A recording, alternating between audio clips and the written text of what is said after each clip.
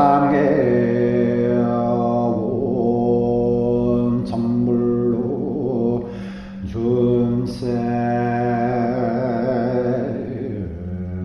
바지온지난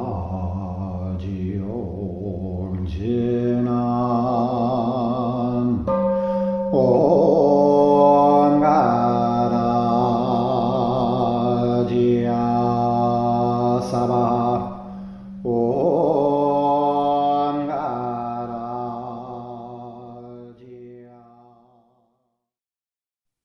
All right, welcome everybody.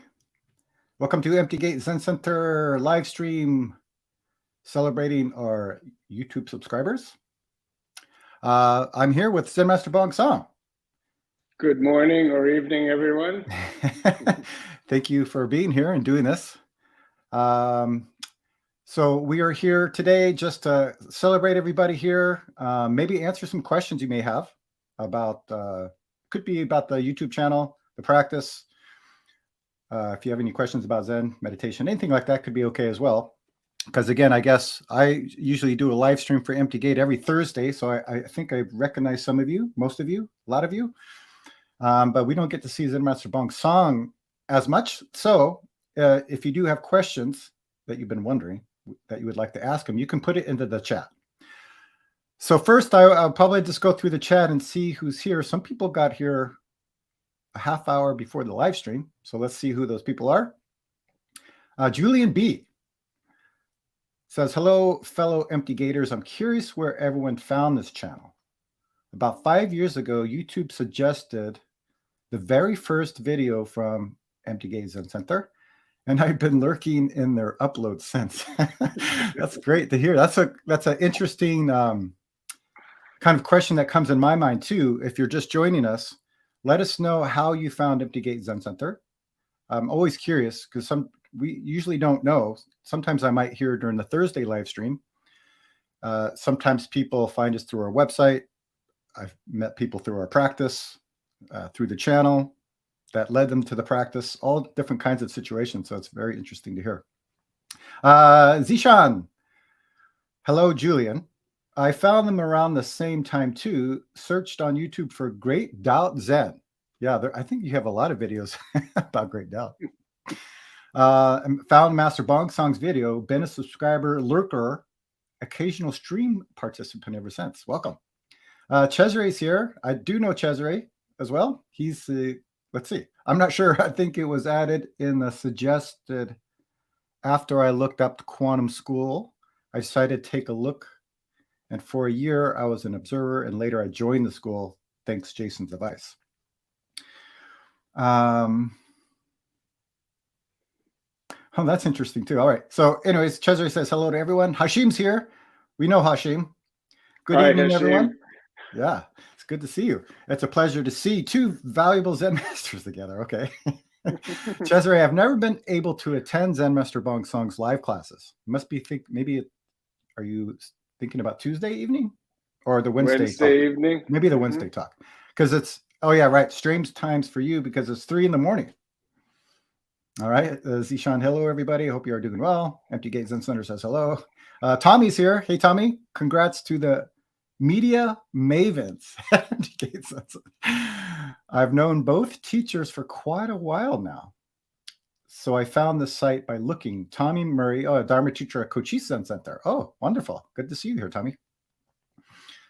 Julian, thanks for sharing. Glad to be here from folks around the world.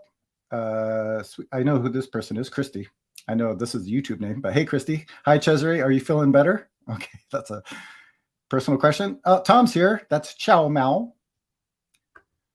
which means he says hello and good evening from Germany. Cesare, hi, Tom. All right, Tommy is from Jackson, Mississippi. Yeah, if you haven't already, let us know where you're living too. That'd be interesting to hear. All right, Christy's talking to Cesare. Cesare is from Switzerland, by the way. Tom's talking to Christy. Vivian's here. Vivian. Hello, Vivian. Yo-Ya's here. Yo-Ya. Hello. Good to see you. Free Mimi 2003. Search for the Heart Sutra. That's right. I was looking at the most popular videos. We'll kind of take a look at that. I think the Heart Sutra, the chanting one. Do you remember that? Zen Master Bong Sure, Song? sure, absolutely. I keep forgetting that it's there because it's one of the first things I did one of the first few things I did was just put some of the chanting up. And And I you think look very different than you look now. yeah, we could take a look at it. I look very different. And I had a whole different life, I think, too. That's right. But it's got You were living at the Zen Center at the time. that's right. That's right. Yeah, yeah, yeah. And that's how the channel started, which I would like to talk about too. So yeah, that video, the Heart Sutra in English, I think got almost 250,000 views, which I don't know why people are so That's right. interested in that. That's right. If I could just say, Jason was living at the Zen Center in a sleeping loft above the office of the Zen Center. We don't have very much space at the Zen Center.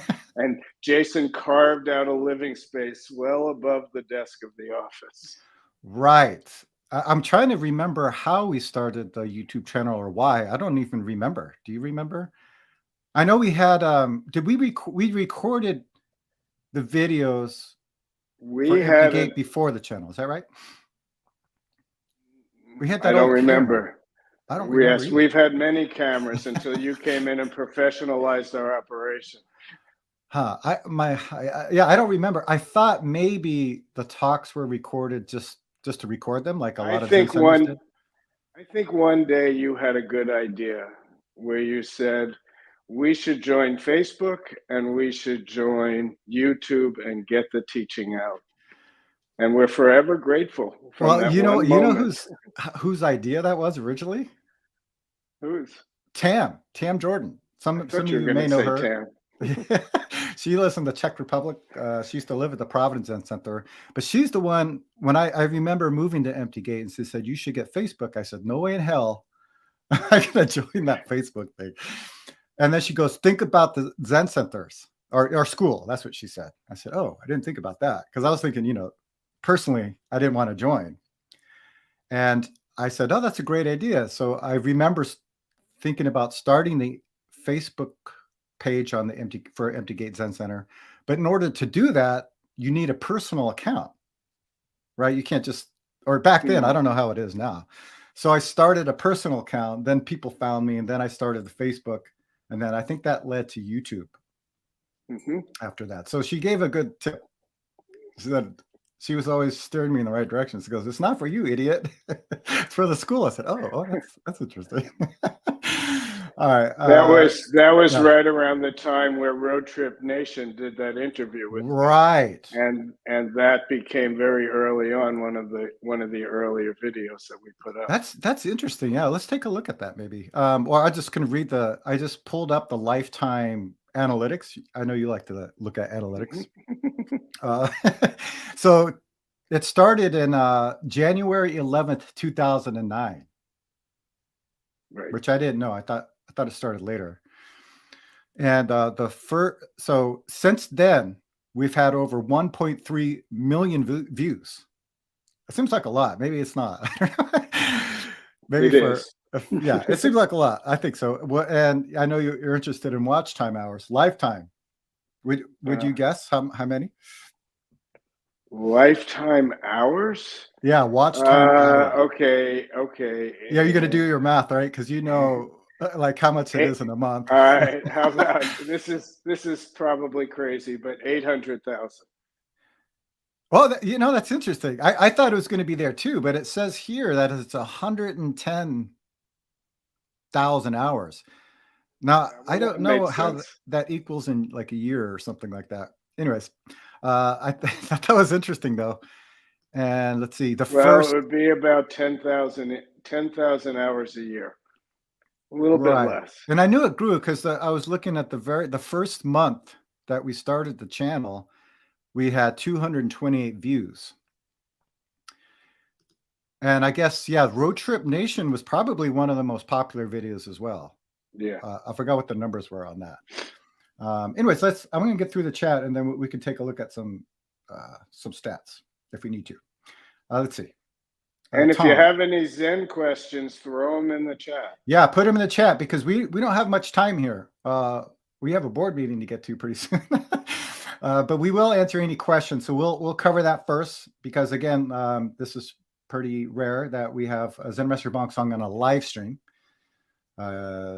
So if you have a question, please put it in the chat and he'll try to answer it for you. Let's see.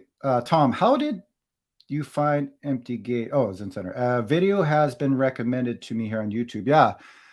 Now, I got confused. I was trying to look this up. There's suggested videos and recommended videos.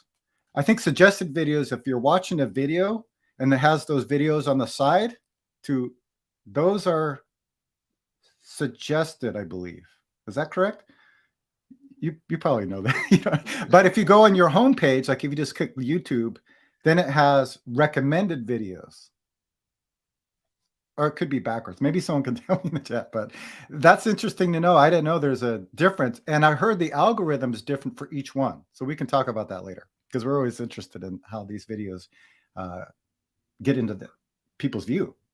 Pavel, as I remember, the channel just popped in my YouTube feed. So that means from what I'm reading, like again, you click on YouTube and then it's on the feed, I guess like a homepage, like Facebook would be, right? If you go to the Facebook home, then it has these suggestions, I guess. Anyways, or Michael's, it could be on the side, those recommended videos. You're watching one video and there's a ton of other ones they recommend for you. That's why that's interesting to know. That can help us later, because if you're watching a video from Empty Gate, then it's suggesting other Empty Gate videos to you. Whereas when you're on the homepage, it's suggesting things you may be interested in watching. It could be whatever you watch on YouTube, but hopefully Empty Gate's in that stream. Anyways, we're all learning. Hello, Adam. Sam, hi. I found Empty Gate when I was researching koans many years ago. I was only able to physically attend a service once, but have been gratefully following online. Wonderful. Yo, I have a question. All right. This will be for you, sir. How does a person get the title master, and what does it mean? Thank you. Well, remember, we come from a Korean tradition, so it's not even master. That's an English translation of some other translation of some other translation. But in the Quantum School of Zen, the first level of becoming a Kangan teacher is to become a Jito Popsanin, which what Jason is and has been for 7-8 years now, Jason? Yeah. A wonderful addition to our Empty Gate family, I will say. And after at least about 7 or 8 years of being a Jito Popsanin, one gets the opportunity to start traveling around to teachers in other traditions, other Zen Kangan traditions, and learn from them a little bit, do some Dharma combat with them. And when you complete that process, you become, if your teachers feel that you're ready to become a Zen master. And we do another ceremony where you're given a Zen master's name and authorization to be a full Zen master. I remember, you might remember this because you were back there in the day, where they used to call the Jito Popsanis Dharma masters. Do you remember that? And yes, then I think in Europe they still do call them Dharma masters. Huh. Yeah, our schools. And yeah, actually, the first name was Master Dharma Teacher. Right. Yeah. Our school's a little different, I guess, how we label things, like even abbots and the Inca, yes, and the word transmission. Yes, in Japanese schools, I believe you become a teacher at some point, and then you get Inca and become a Zen master, or they might call it a Roshi. In Korean tradition, you get Inca first, and then you become a Zen master later. Right. Different styles, different names, all meaning the same thing.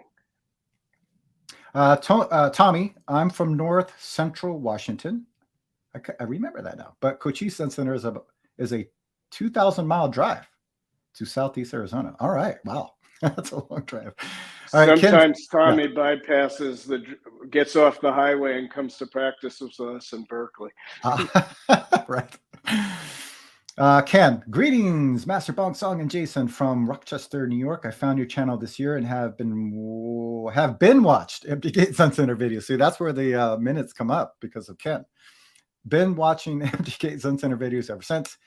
The teachings, especially those about before mind. Tommy found on YouTube years ago, mainly Bong Song's teaching. Now follow Jason regularly and still watch Bong Song talks / teachings. Grateful for all of it. Great. AK is here.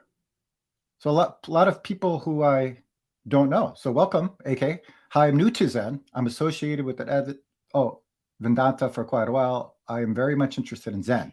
Can you recommend some books to me to learn about Zen? Grateful for your talks. I wish I read books about Zen. I don't know. Do you have anything you read? Read Zen Master Sung San's books. Dropping Ashes on the Buddha is a good one. If you want a kind of a wide view, overarching sense of Buddhism, I would suggest you read Compass of Zen. Yeah, I think that was the first books I read on Zen was Zen Master Sung Song. I can't remember. It might have been Only Don't Know. There's a lot of. I mean, you can't go wrong with any of those, to be honest. My first book way back in 1975 was Zen Mind, Beginner's Mind by Suzuki Roshi, the founder of San Francisco Zen Center. I was living in a small Zen community in rural California that was kind of an offshoot of them. I read the book in one night and I was sitting there reading it going, yeah, exactly. That's why I'm here. That's why I'm here. And I've been doing it ever since. Oh, okay. Ken, I never realized there were Zen schools in the Korean tradition in America. Fascinating. Yeah, there's a few, right? Yeah, there are a few. And of course, we have about 20 or so Zen centers scattered around the United States and many, many more scattered around the whole world. Definitely. Julian did the math here. 110K hours equals 12 years time, according to Google. So there you go. You're exactly right. I would have never guessed. All right. Helena's here. Hello, everyone. Wonderful. Hi. Oh, suggesting books for AK. So Zen Master Sung Song, Dropping Ashes on the Buddha, Only Don't Know, Compass of Zen. So Zen Master Bong Song. Oh, and then of course I say Beginner's Mind from Suzuki Roshi. So there you go. There you go. Adam, just to throw in some of the books by Aiken Roshi, Katagiri Roshi has some wonderful books. And I've slowed down in my book reading, so there's a lot of modern Zen masters in America. Jason's book is out there as a great overarching guide for Zen practice, and there's lots of them. You know, we have a great school and a great style of practice, but there are many, many Zen teachers, many, many different traditions, and they'll all bring you to the same point. What am I, and how do I live this life? Yeah, I know. I usually say in the streams that I hope that whatever we read and the teachings we encounter can encourage us to practice, which I think is really important. Yo-Ya has a question here. Helena's greetings, Jason and Zen Master Bong Song. Adam, hello, Zen Master Bong Song. Yo-Ya, I have a question. What is transmission?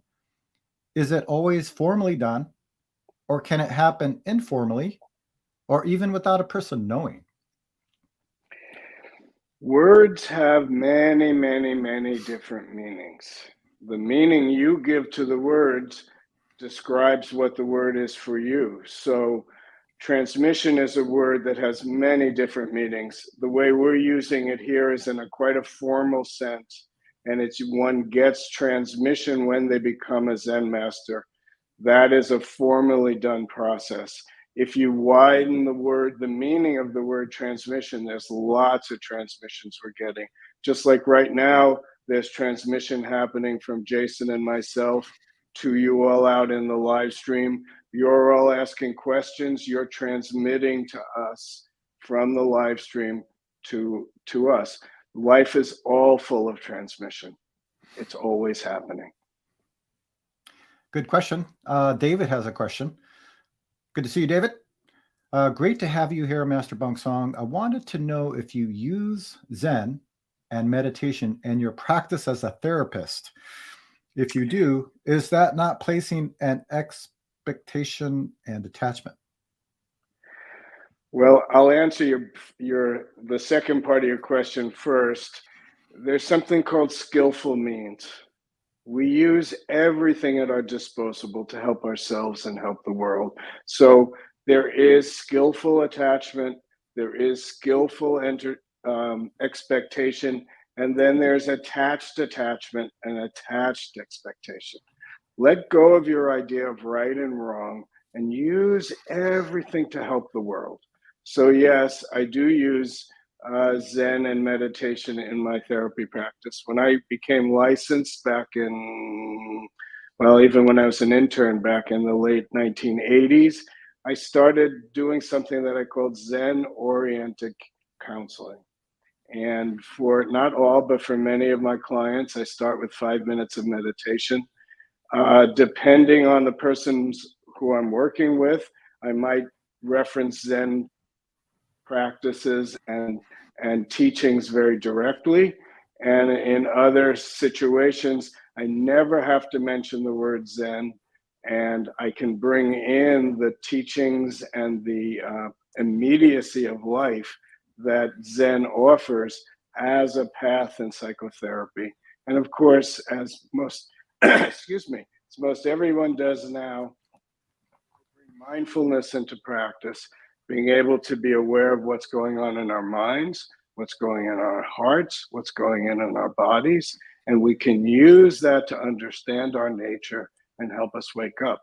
So in a way, in my view, psychotherapy and Zen, they're different modalities that have the same purpose: freedom, liberation, working with our suffering, being able to have a happier, more peaceful and connected life, and using that to help others. That's good. Yeah, I think this question came up on Thursday, actually, and I can't answer it because I'm not a therapist. But I think, yeah, David asked about you. You could have been one had you gone that way. Well, it's interesting too, because there's many different types of therapy, so it's really hard to say what that is. I think we were talking about how therapy, sometimes you can see kind of nature of cause and effect, right? All of these events happen to lead to this moment. Where I know in Zen practice, we get direct to what am I, right? To the source of suffering. So I think that's what the question is about. Does therapy get that deep? And I guess maybe it depends on the person too. I'm sure you use it maybe in different ways for different people. Yeah. Exactly. And Zen Master Sung San always would say, you must understand yourself. There's understanding the basic true nature underneath everything. And that also means understand your karmic tendencies. Understand the way your conditioning has brought you to this very moment. And if you can understand the conditioning, you can understand the path out of it. Mm-hmm. Great. Thank you.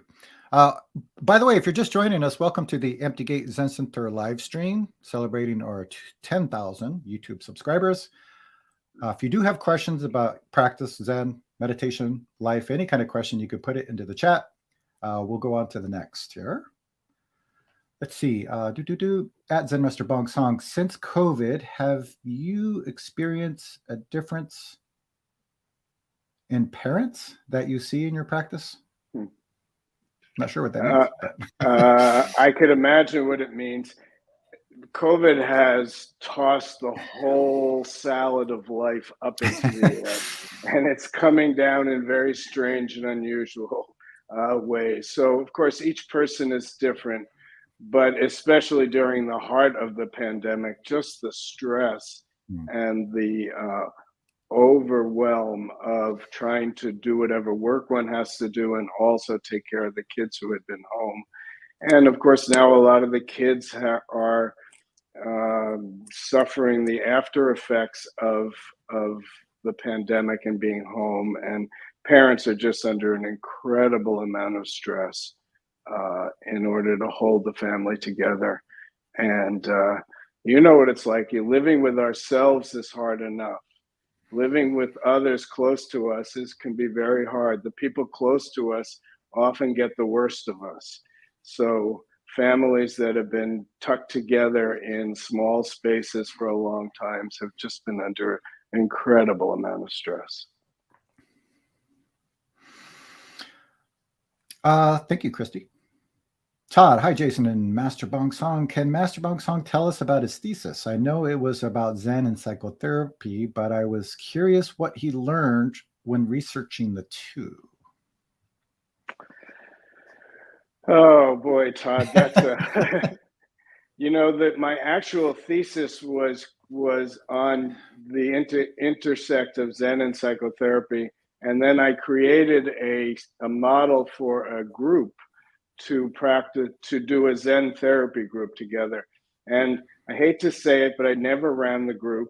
I just jumped right into my practice, but my individual and couples therapy practice. But I use a lot of the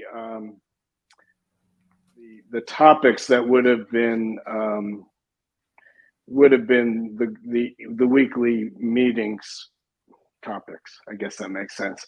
And I can give you the one quote that stands out to me more than anything else from my research was I found this Japanese author who wrote, "If you want to understand the nature of human beings, you study philosophy.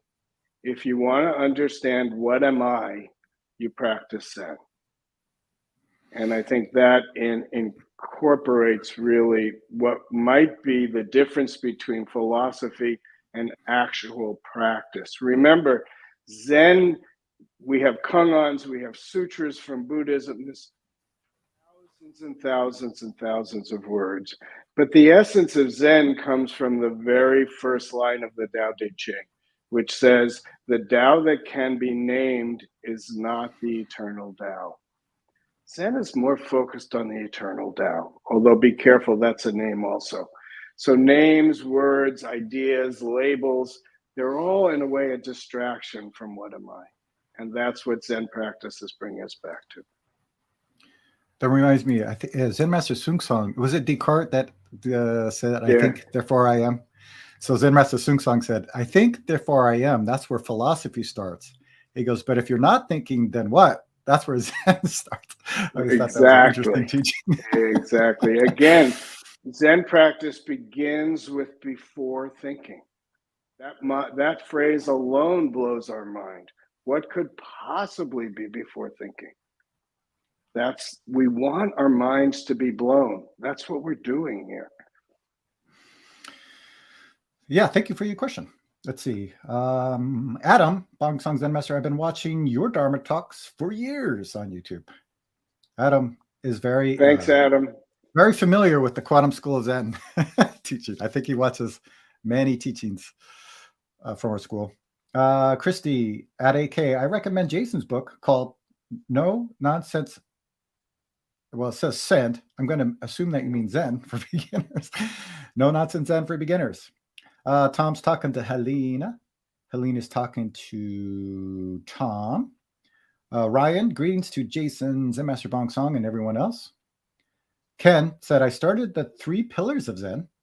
Oh, yeah. I find it challenging. I find it a challenging read. Zishan, Instant Zen. Master Fo Young, translated by Thomas Clearly, might be a great book for advanced reading. Yo-Ya says, thank you. I meant Zen transmission, not the generic form of the word. Okay, I think we clarified that process. George here, congrats. Very excited for the school. Thank you, George. Julia, oh, it's raining outside. Are you getting rain over there in Berkeley?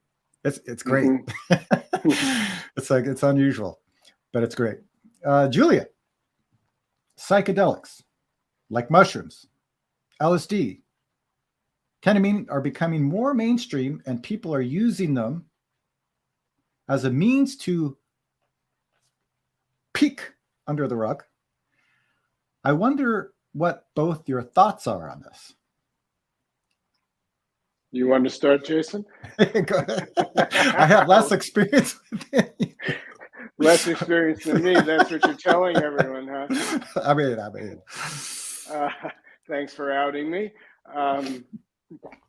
Maybe you do. I mean, you've been around longer than I have, so. Right. Well, I do. From my older days, I do. And I think psychedelics have a place in people's inquiry. My concern right now is that the way America works, everything gets overhyped. Everything makes it sound like it's the next best great thing that's going to save you from suffering. Ultimately, my sense is psychedelics give you For some they're dangerous. So you really have to be careful. For some, they give some opening of life beyond my thinking, a sense of connecting with a wider reality of life, because Zen does posit that this universe is mysterious. We could never know it. So psychedelics give you, maybe that's a good word, a peek under the rug. But ultimately, from way back in the 60s and 70s, most of us found that psychedelics might give you an opening, but you still have to do the work. It always comes back to doing practice. It can help you see something and know something, but your understanding really can't help you that much. You have to digest it. It has to become you. And that still takes practice. So yeah, my only experience with any of those was mushrooms back when I first moved to Seattle. And I remember, so when I moved to Seattle, I had this idea in my mind that what you're supposed to do is you're supposed to go to college and then get married and then have kids and do all this stuff. Like I was so locked into that and so attached to that idea that I started panicking. Anyways, when I started taking mushrooms, I realized there was something else going on. And I wanted to investigate that. So for me, I started doing it to escape my own life because I didn't like it. And I wanted to explore that. But then that's when later I was introduced to practice. And that showed me that there is something else going on, but there's a way to be in this world and connect with this world without escaping it. So that was my experience with them. So it was an opening, I think, because realizing, well, there is something else going on. And what is that? And how can I, embrace that or investigate that? That was really interesting. All right, let's move on since the chat's going. David, thank you, Zen Master Bong Song makes sense. Really appreciate you sharing your practice and approach. I live in South Africa, and I'm so thankful for being part of this and having Jason as my guide. Good to see you, David. All right, Michael, talking to Julian. I'm going to skip the people who are talking to each other just real quick so we can get through this. Let's see. All right, Christy says, excuse my typos, no problem.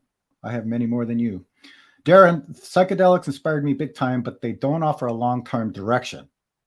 Zen touches the same inspirations that mushrooms offer, but then let's see, where did you continue? Oh, a lifelong practice. It's a lifelong practice. If I could press the like button for Darren's comment, I really would. I think, Darren, you said it really, really well.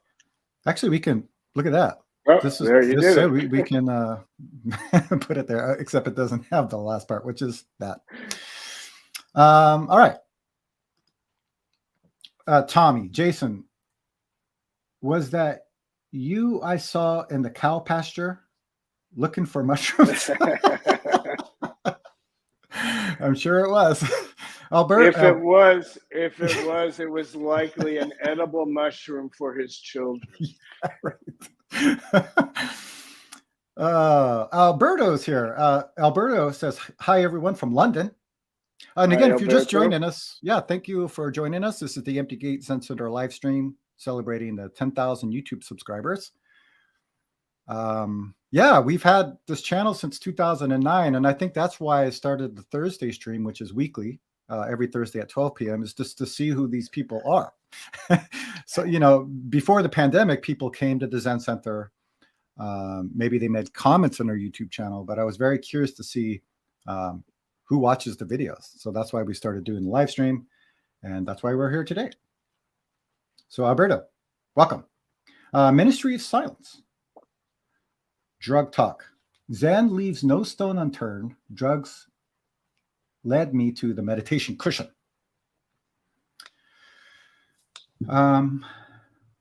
Let's see. AK. Do you see that one? Yes, I do. Oh, okay. Do you want to answer that? He says Zen has so many similarities with I can never say that word. Vedanta. Any thoughts? Thank you for books. Thanks for books. Love from India.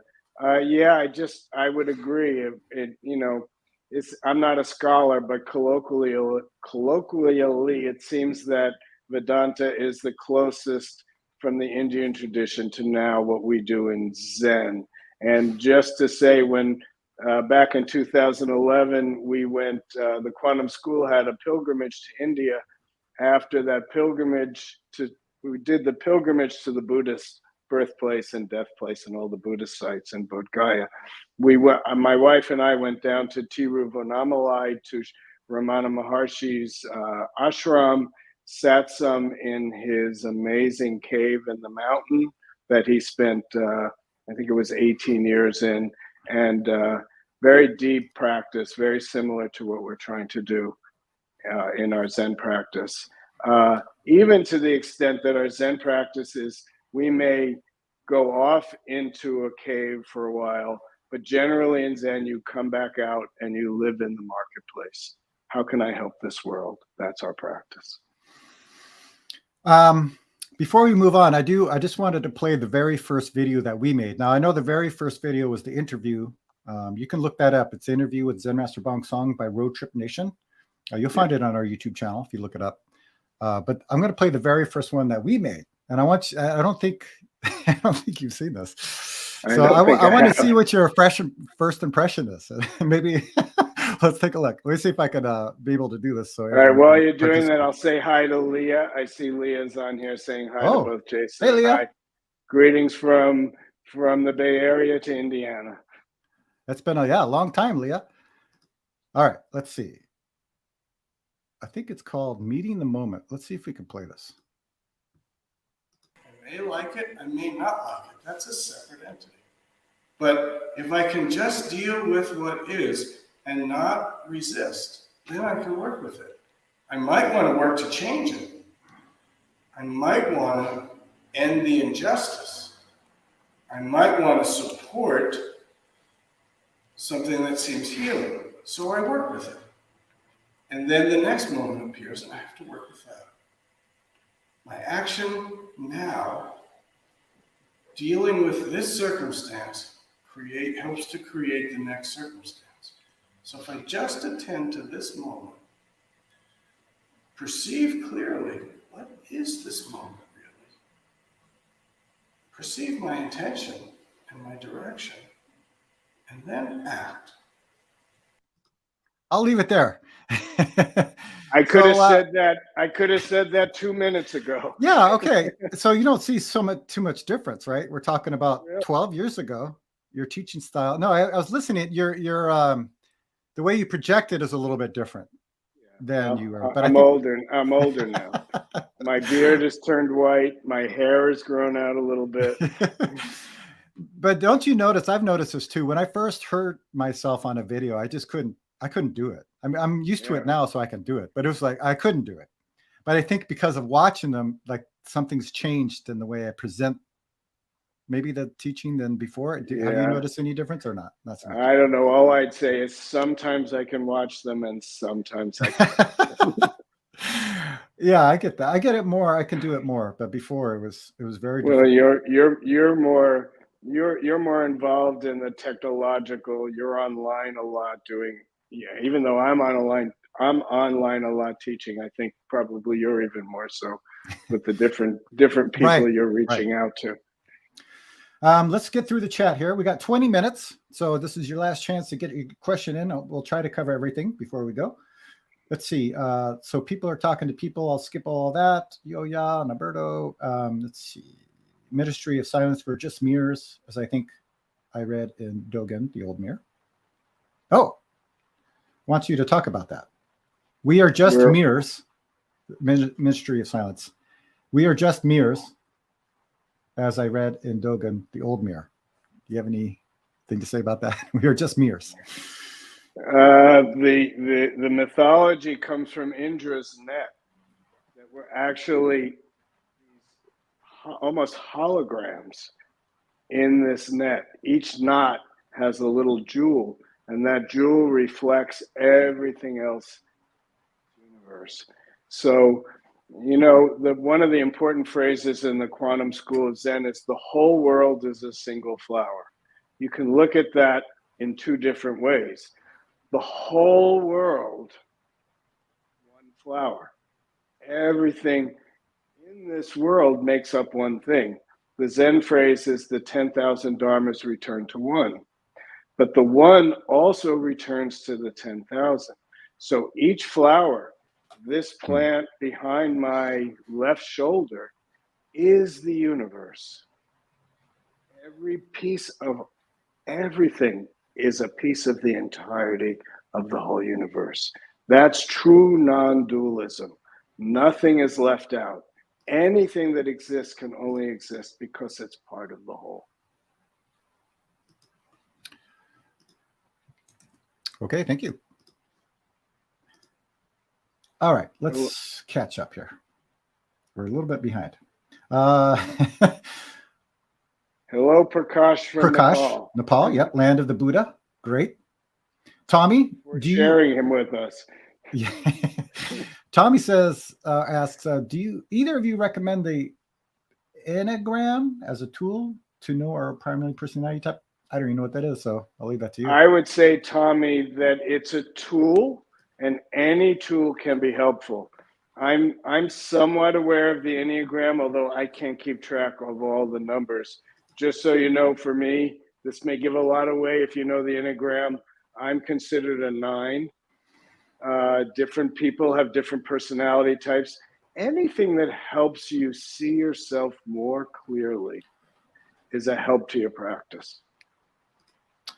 Good. And I'm going to just encourage people to come practice with us.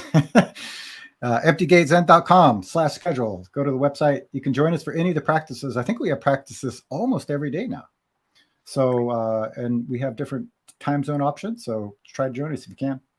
Right. And as Jason probably always tells you, we've got Quantum School of Zen centers all over the world in all the different time zones you could imagine. So that's true.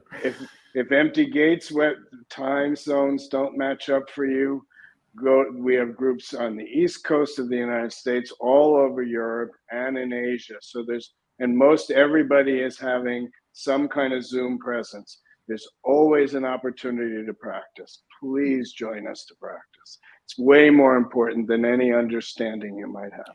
Yeah, I always say from the live streams I do on Thursday, it's like, I hope this is helping you or encouraging you to practice. Right. Please do not we're not doing this to create a new philosophy or to give you more ideas, but hopefully to come practice. And it doesn't matter where you do that. Let's see. Let's get through this. Okay. So Leah, great to see you again. All right. Alberto's talking to you. Yeah, Alberto. Thanks a lot. Okay, Alberto, thanks a lot to both. Your videos have helped me a lot to go through difficult, complex moments in my life. You are welcome. Magdalena's here. Hey, Magdalena, you're a little bit late, but you're here. Hello, Master Bong Song and everyone. Hi, Magdalena. Prakash, why the saints magnify to not thinking? What is a saint? That also brings you to not thinking. That's true. Yo, question: How does your tradition differ from Rinzai? You want me to take that, Jason? Sure. Rinzai Zen is a Japanese name for the Linchi line of transmission, and our line is on the same Linchi line. Linchi is the Chinese name of Rinzai. Korean Zen branched off the same line. So essentially we are on the same Dharma line as the Rinzai school in Japan. And you can loosely say one thing that marks that line or that lineage is the use of kangans. Joe, hey Joe. Thank you, Master Bong Song. Your Dharma talks have helped me a lot. Nice to hear that. Yo-Ya Bong Song, your explanations are wonderfully clear and simple to understand. Appreciate the clarity. Tom has a very interesting question here. Zen Master Bong Song, whose beard does have more hairs, yours or Bodhidharma's? You can start by counting mine. Good luck, Tom. Knock yourself out. Cesare calling Tom a thief. I thought that was interesting. Ministry of Silence. Nice. Thank you, senseis. If we are all mirrors, everything is connected that appears in our mirror, hence the Bodhisattva vow. Great chat. Why not? Right. Mm-hmm.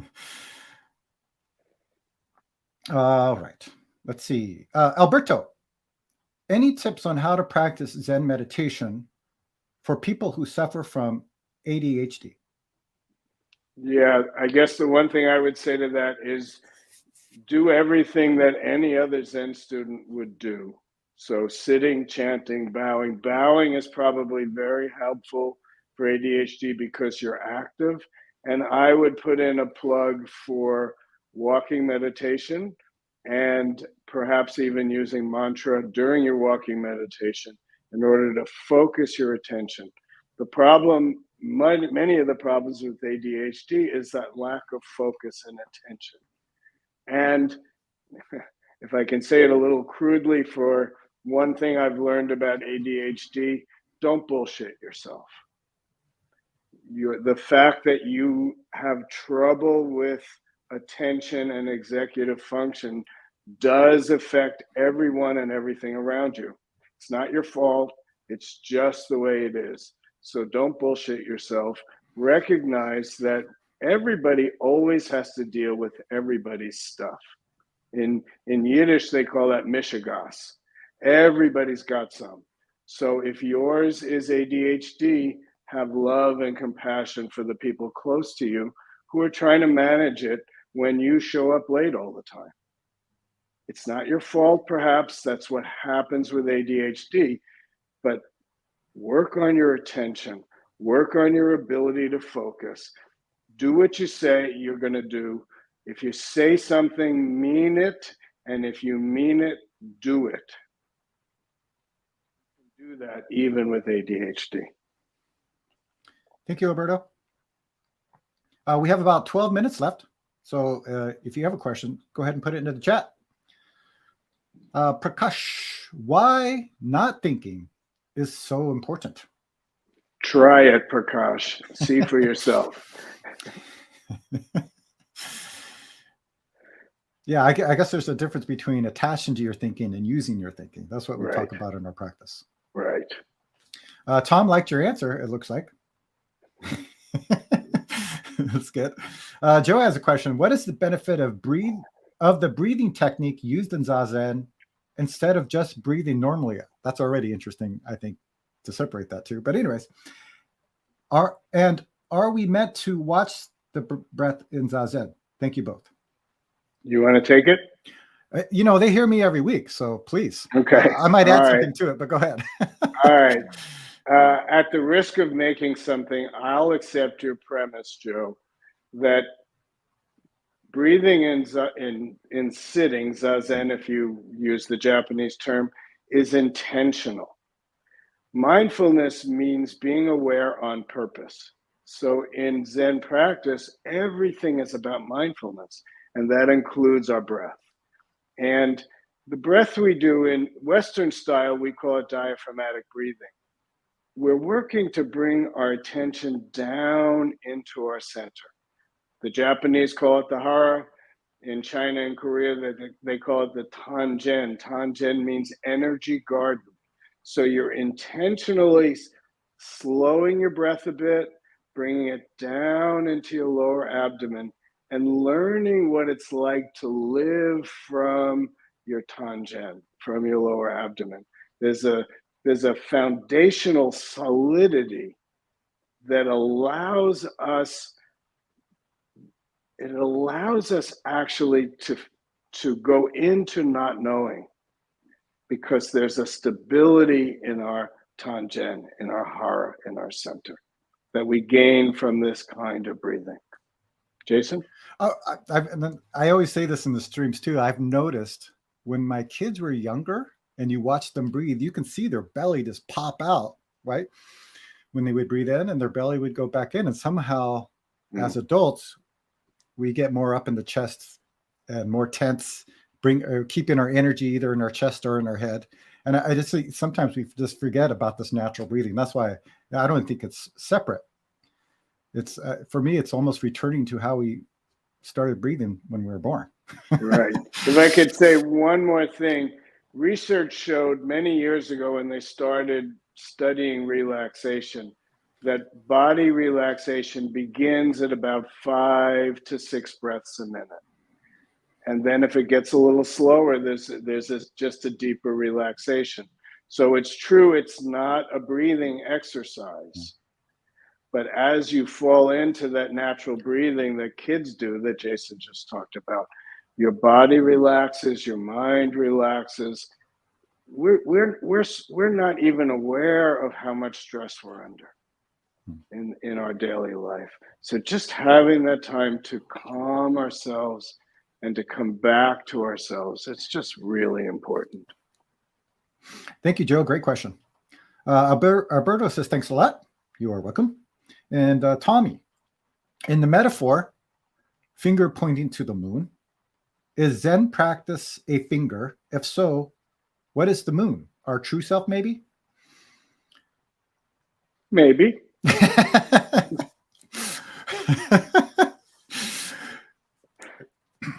Yeah, I guess the finger and the moon is just also fingers. So right, yeah. Right. Very good. The finger is not separate from the moon. Well, that's the problem, right? It's like we're just making more conceptual thinking. That's what you said. Exactly.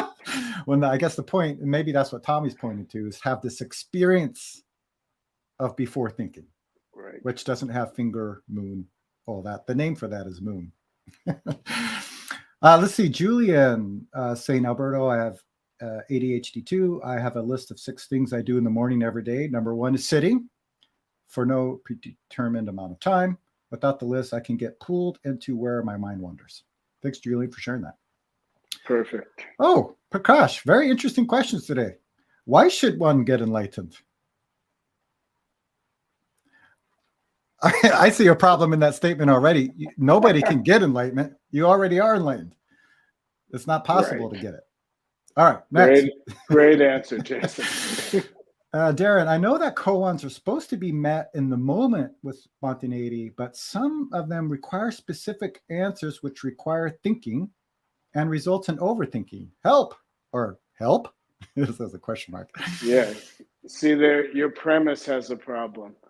They don't require thinking.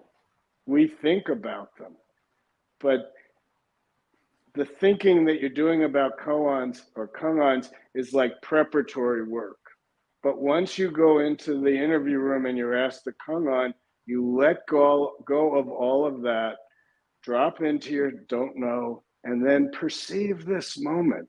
There's no well of knowing that you're going to get into, even if you let go of your thinking. It's not like there's some well available to you that now you can get to it because you're not thinking.